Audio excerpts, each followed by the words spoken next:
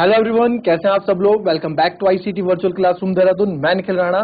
Class 8 का अपना maths का टॉपिक कंपेयरिंग क्वांटिटीज, राशियों की तुलना को कंटिन्यू रखते हैं। एंड चलिए चलते हैं अपनी क्लास शुरू करने से पहले हमेशा की तरह थॉट ऑफ द डे लेके चलते हैं। तो आज का थॉट ऑफ द डे है बच्चों, कोई भी काम तब तक ही संभव लगता है जब तक कि उसे हम कर नहीं लेते हैं। जी हाँ, कोई भी काम तब तक ही संभव लगता है जब तक कि उसे हम कर नहीं लेते हैं। तो जब तक बेटा आप कोई काम कर ना लो तब तक आप ये मत मानो कि मुझसे काम नहीं होगा। ठीक है, अपने अंदर हमेशा एक एटीट्यूड रखो कि yes I can do it, I can do anything, हम कुछ भी कर सकते हैं। अगर आप यही चीज रखोगे अपने अंदर कि यार ये काम बड़ा टफ है, मुझसे नहीं होगा, कहीं भी जा रहे हो आप, अकेले नहीं जा रहे हो यार, चल अब कहीं आपको घर वालों ने भेजा कि चलो जाओ सामान लेके आओ, आप अकेले नहीं जा रहे हो यार, मुझसे नहीं होगा, तू चल साथ में। थोड़ा सेल्फ डिपेंडेंट बनो, सेल्फ अपना कॉन्फिडेंट रहो। ठीक है, तो चीजों को जितना आप खुद से जानोगे ना वो ज्यादा बेहतर होगा आप लोगों के लिए इन फ्यूचर में भी। तो चलिए करेंगे अपनी क्लास को शुरू। एंड हम अभी तक जो डिस्काउंट के क्वेश्चन कर रहे थे, कल आपने बट्टा जिसको डिस्काउंट हम बोलते हैं ये आपने देखा। अब एक क्वेश्चन फिर यहां पे आ जाता है कि ड्यूरिंग अ सेल, ठीक है, एक सेल यहां पे लगी है और सेल में आपने देखा कि during a sale a shop offered a discount of 10% on the mark price of items. What would a customer have to pay for a pair of jeans marked at 1450 and two shirts marked at 850 rupees each? एक बिक्री के दौरान एक दुकान ने सभी वस्तुओं की अंकित कीमतों पर 10% की छूट की पेशकश की। एक ग्राहक को 1450 अंकित मूल्य वाली एक जोड़ी जीन्स और 850 अंकित मूल्य वाली दो शर्ट के लिए क्या भुगतान करना पड़ेगा। अब यहां देखो 850 रुपीज ईच लिखा है और यहाँ 850 अंकित मूल्य, 850 मूल्य अंकित है किसमें, दो शर्ट में, तो दो शर्टों में। तो अब इसको टोटल जो है कितना मूल्य देना पड़ेगा ये आपको यहाँ पे बताना है। तो चलिए जरा क्वेश्चन कॉपी करें, ट्राई करें इसको करने का। आइए देखते हैं इस क्वेश्चन को हम।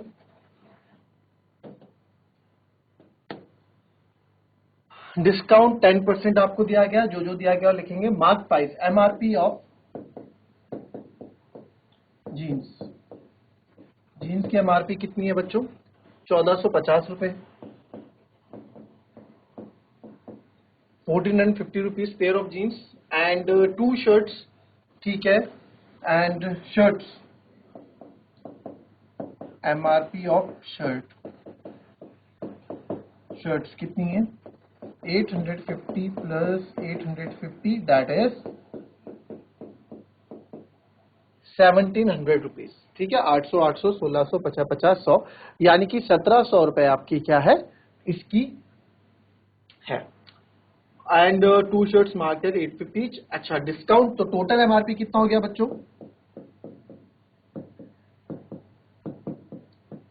टोटल एमआरपी हो गया 1450 प्लस 1700। तो 1400 और 1700 जब आप करेंगे तो ये आ जाएगा 3100 और साथ में 50। तो 3150 रुपए की क्या है टोटल एमआरपी है। फिर इस पे आपको क्या दे दिया, डिस्काउंट दे दिया, बट्टा डिस्काउंट दे दिया 10%। 10% का आपको डिस्काउंट भी यहां पे दे दिया।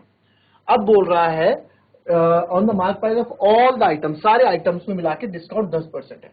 What should customer have to pay for a pair. अब कस्टमर को कितना पे करना पड़ेगा, अब कस्टमर को कितना पे करना पड़ेगा, कस्टमर को सिंपल, अब देखो पहले हम इसके हिसाब से देखते हैं कि कैसे हमने किया। ठीक है, आपने बोला सर कस्टमर हैव टू पे यानी कि सेलिंग प्राइस, यानी कि कस्टमर के लिए तो कॉस्ट प्राइस हो गई और मेरे लिए देखो दुकानदार वाले के लिए तो हो गई वो, दुकानदार के लिए बेचना हो गया, दुकानदार के लिए तो विक्रय मूल्य हो गया ना, वो बेचेगा, और मेरे लिए क्रय मूल्य हो गया क्योंकि मैं खरीदूंगा, कॉस्ट प्राइस। तो कितने में कोई खरीदेगा, तो दुकानदार का एमआरपी जो टैग लगा हुआ है 3150 रुपए का टैग उस पर लगा हुआ है कपड़ों पे, बट जो डिस्काउंट है 10% डिस्काउंट वो दे रहा है। तो कितने रुपए का डिस्काउंट दे रहा है, डिस्काउंट इन रुपीज हम निकालेंगे, बट्टा रुपए में कितना सर 3150 का 10% आप निकाल दो। ठीक है, 3150 का 10% आप निकाल दो तो 10 से 101 कट गया, 10 से 101 कट गया, यानी कि सर 315 रुपए का डिस्काउंट वो दे रहे हैं। यानी कि पूरा आप आइटम लोगे ना, जैसे बिल करने गए, टोटल कितना हुआ सर, टोटल 3150 हुआ, मैं आपको इसमें 10% ऑफ दे दूंगा। अब हम ठहरे कुछ गए, वो ठहरे मूर्ख, 10% ही नहीं पता, तो निकाला 10%। दुकानदार ने उसने बोला कि 315 रुपए की छूट मैं आपको इसमें दे दूंगा, 315 रुपए की छूट मैं आपको दे दूंगा। ठीक है, तो अब 315 रुपए की छूट दे देगा तो सेलिंग प्राइस क्या हो जाएगा, यानी कि जिसमें वो बेचेगा सेलिंग प्राइस क्या हो जाएगा सर, 3150 का वो दे रहा था और 315 उसने इसमें छूट कर दी, तो कितने का बेच रहा है, अब माइनस कर दो 3150 से 315 को, 10 में से 5 गए 5, 4 में से 1 गया 3, ठीक है, और ये हो जाएगा आपका 11, है ना। तो 10 में से 4 गए, 4 में से 1 गया 3, और 11 में 3 गए 8, और ये हो गया 20। तो ये आ गया आपके पास 2835 रुपीज,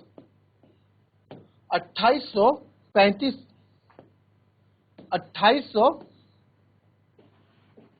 2835 रुपए का वो बेचेगा। ठीक है, तो आप यहां लिख सकते हैं देयरफॉर कि क्या भुगतान करना पड़ेगा, 2835 रुपए का भुगतान हमें करना पड़ेगा। अब ये तो था वो क्वेश्चन, ये तो था वो मेथड जो हम स्टेप बाय स्टेप करते आ रहे हैं, जो हम सीखा है हमने स्टेप बाय स्टेप। अब हमने शॉर्टकट भी तो सीखा है, अब शॉर्टकट कैसे करेंगे, आओ देखो। हर चीज का मैंने आपको यहाँ पे सॉल्यूशन बता रखा है, शॉर्टकट बता रखा है।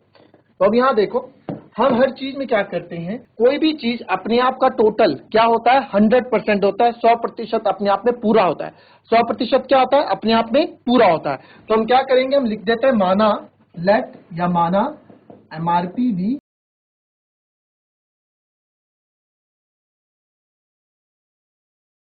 एमआरपी भी 100%, तो 100% है, तो 100% हमने किसके बराबर रख दिया, 100% हमने 3150 के बराबर रख दिया, क्योंकि भाई ये हमारा क्या है, अपने आप में पूरा है ना। इससे पहले हमने क्वेश्चन किए थे ना क्रय मूल्य विक्रय मूल्य वाले, बस वैसे ही करने इसको। और डिस्काउंट हमको दे रहा है 10%, 10% का डिस्काउंट देने के बाद, 10% छूट देने के बाद, अगर एमआरपी 100% है, ठीक है, अगर ये इसको हमने पूरा ढंग से नहीं लिखा, लेट एमआरपी भी 100%, अगर एमआरपी भी 100% है तो देयरफॉर जो सेलिंग प्राइस हो कितना हो जाएगा, 90%। क्यों, क्योंकि 10% क्या कर रहा है, वो लॉस में बेच रहा है, 10% छूट दे रहा है। 10% छूट देना यानी कि 10% घाटे में बेच रहा है, एक तरह से देखा जाए तो। हालांकि फायदा तो उसे हो रहा होगा, बट हमारे लिए तो बोलेगा ना कि भैया 10% छूट दी आपको, तो यानी कि जो उसका एमआरपी 100% था उसमें 10% कम कर दो, यानी 90%। आपको किसकी वैल्यू बतानी है, आपको यहाँ पे 90% की वैल्यू बतानी है। तो 100% की वैल्यू मेरे पास है कितनी, 3150, 1% की वैल्यू क्या हो जाएगी सर, 3150 बटे 100, तो हमें किसकी चाहिए, हमें तो 90 की चाहिए, तो 3150 बटे 100 गुणा 90, तो 2 जीरो से 2 जीरो कट गए, इसको मल्टीप्लाई आप करोगे, 9 पंजे 45, 45 का 5, 4 कैरी, 9 एक कम 9, 4 13, 1 कैरी, 9 3 27 और 1 28, तो 2835 रुपए, 2835 रुपए आपका डायरेक्ट यहाँ पे आ जाता है 90%, जैसे हमने पहले क्वेश्चन किए थे, बस जस्ट वैसे हमने किया। तो आपको अगर ये चीज समझ में नहीं आई है तो आप पूछ लें, फिर से हाथ खड़ा कर लें, पूछ लें, अदरवाइज फिर हम आगे बढ़ेंगे। क्लियर, कॉपी करेंगे इसको।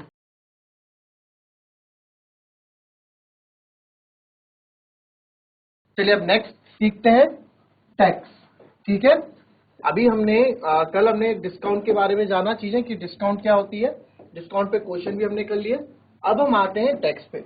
जैसे कि बच्चों हम कहीं गए, ठीक है, हम रेस्टोरेंट में जाते हैं तो हम जीएसटी वगैरह टैक्स वगैरह हम भरते हैं। ठीक है, तो एक एग्जाम्पल के तौर पे आप देखें इसमें, तो ये बिल है किसी रेस्टोरेंट का, तो यहाँ पे आप देखो ये सब खाया, ठीक है, मिसल पाव, वड़ा, मेड़ू वड़ा, फिल्टर कॉफी पी, टोटल हमारा बिल जो आया आप देख सकते हो यहाँ पे, जो टोटल बिल है वो 355, खाना तो हमने खाया 355 रुपए का, है ना, जो टोटल बिल है वो खाया हमने 355 रुपए का खाना, बट जो हमको टोटल देना पड़ रहा है वो 419 देना पड़ रहा है।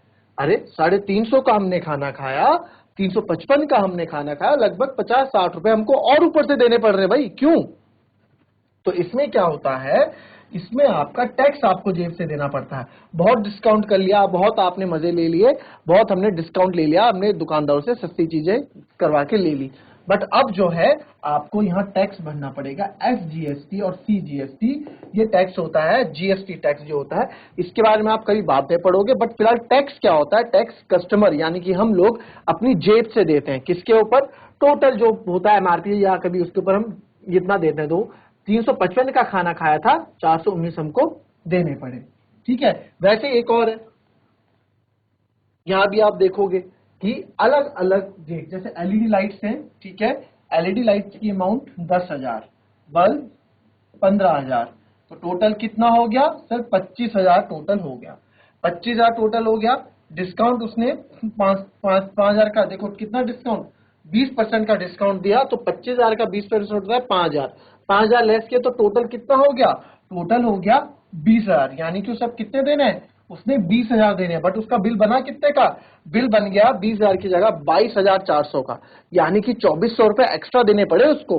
तो सर ऐसा क्यों हुआ, ऐसा इसलिए हुआ क्योंकि इसमें GST लगी है, यानी टैक्स आपको लगा है, 12% टैक्स आपने दिया है टोटल का। जो टोटल अमाउंट होती है, टैक्स हम किसका देते हैं, जो अमाउंट पेबल होती है, जो हमें पैसा देना होता है, उस पर टैक्स लगता है, तो 12% टैक्स लगा, तो हमारी टोटल पेमेंट हो गई 22,400 रुपए। आई बात समझ में। तो इस तरीके से टैक्स वाले क्वेश्चंस को हम डील करते हैं। क्लियर। तो अब एक क्वेश्चन जैसे आप इसमें देखोगे, अब टैक्स रिलेटेड क्वेश्चंस हमारे आ चुके हैं कि the cost of pair of rural स्ट्रिक्स,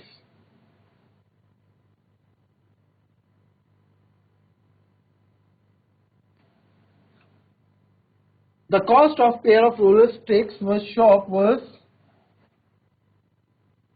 450 rupees, है ना, 450 रुपी थी। The sale tax charge was 5%, 5% उसमें सेल टैक्स चार्ज किया गया। फाइंड द बिल अमाउंट, आपको बिल अमाउंट बताना है। चलो बताओ क्या होगा।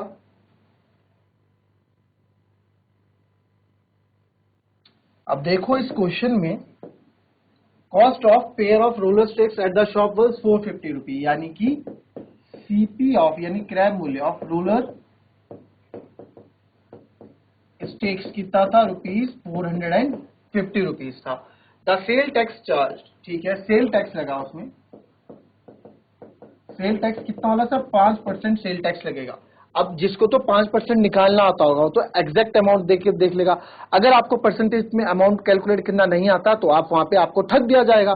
जैसे कि आपने इस बिल पे देखा, जैसे कि आपने इस बिल पे यहाँ पे देखा कि 5,000 रुपए, 25,000 रुपए में आपने क्या किया, 20% का डिस्काउंट किया। अगर आपको इस 25,000 का 20% निकालना आता है तो आप यहाँ सही कीमत पहचान पाओगे। तो 25,000 का 20% हुआ इस 5,000, तो 5,000 का डिस्काउंट मिल गया। ठीक है, तो ये चीजें हमें आनी चाहिए। तो 5% का टैक्स इस पे लग गया। अब सर 5% का टैक्स लग गया तो bill amount, total bill amount कितनी की हो जाएगी, टोटल बिल अमाउंट क्या होगी कि सर जो CP है प्लस टैक्स का प्राइस,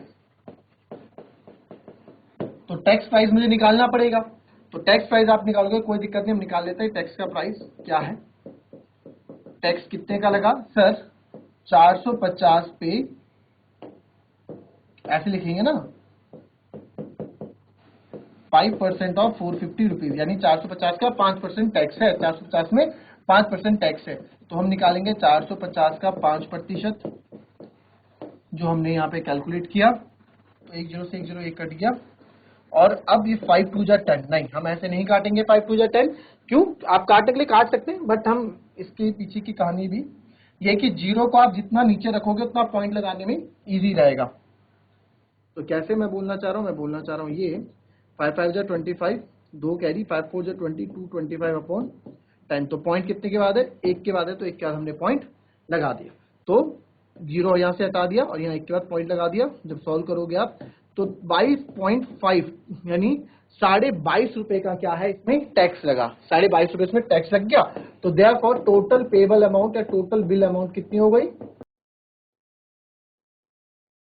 टोटल बिल अमाउंट कितनी हो गई सर, 450 तो देने ही थे प्लस 22.50 पे और देने पड़े, तो ये हो गया 472.50 रुपीज, 472.50 पैसा ये भी हमें देना पड़ा। इसको परसेंटेज में भी कर सकते हैं, ट्रिक्स जो हम बोलते हैं शॉर्ट ट्रिक्स, वो ही बताऊंगा, फिलहाल आप इसको कॉपी करो।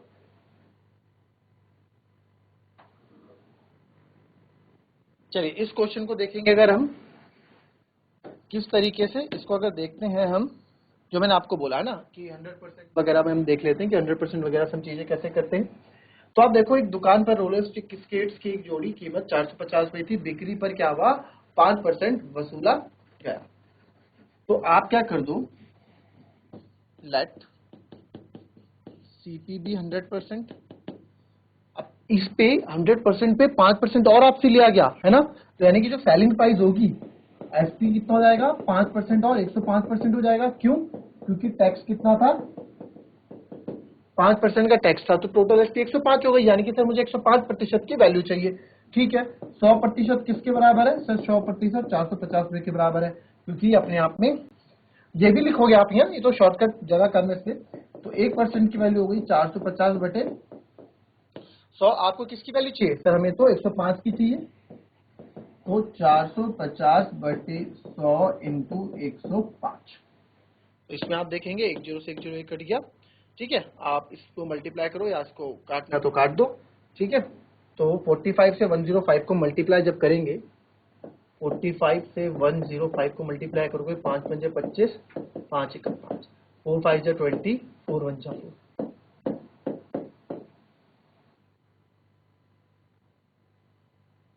तो आ गया 4725। कितना आ गया 4725 अपॉन 10। 10 जीरो हटाऊंगा, एक के बाद पॉइंट लगाऊंगा, यहाँ से जीरो हटा दूंगा, तो आ गया 472.5 रुपीज। यहाँ से डायरेक्ट हमारे पास आ जाता है। ठीक है, तो इसमें डायरेक्ट हम सॉल्व कर लेते हैं। क्लियर? कॉपी करेंगे इसको भी। Waheeda about an air cooler for ₹13,300 including a tax of 10%, find the price of the air cooler before VAT was added. बहुत ही अच्छा क्वेश्चन है। वहीदा ने 10% कर सहित 3300 में एयर कूलर खरीदा, वैट जोड़ने से पहले एयर कूलर की कीमत ज्ञात करें। चलो बताओ फटाफट। अब देखो इसको ना हम सिंपल इस तरह के क्वेश्चन भाई 100% उससे आप करोगे बहुत लंबा हो जाएगा, पहले निकालोगे फिर उसको 10%। इसको मैं कल दूसरे तरीके से भी बताऊंगा आपको। फिलहाल मैं आपको बताता हूं अपने 100% वाले से, जो हमारे लिए सबसे बेसिक सा है। तो आप क्या करोगे, एक बार बताओ कोई भी चीज अपनी आपकी 100% होती है जब वो अपने पूर्ण रूप में होती है, यानी जब उसका अपना प्राइस होता है तो अपना प्राइस सीपी रहा होगा। तो Waheeda about an air cooler for 3300, तो लेट, तो हमें क्या बिफोर वैट लगने से पहले उसका प्राइस क्या था, यानी घुमा फिरा के हमसे वो कॉस्ट प्राइस पूछ रहा है। कॉस्ट प्राइस पूछ रहा है भाई, हमारे पास जो टैक्स ऐड होता है किस पे होता है? जो हमने सामान खरीदा है, जो हमने खाया, उस पे ही तो टैक्स ऐड होता है ना। जैसे इससे पहले बिल में आपने देखा 20,000 रुपए का हमने सामान खरीदा था, तो 4,000 या 2,400 रुपए उसमें क्या लगा था? 2,400 रुपए उसमें टैक्स लगा था। तो आपने 20,000 का सामान था, 2,400 उसमें टैक्स लगा था, तो इसमें भी कितने का सीपी आपने मान लिया कि लेट द सीपी भी 100%। ठीक है, अभी तो स्टार्टिंग में 100% है, फिर क्या हुआ टैक्स लग गया 10% का। After including tax 10% CP will be 110%, यही हो जाएगा। और यहां हमको दे रखा है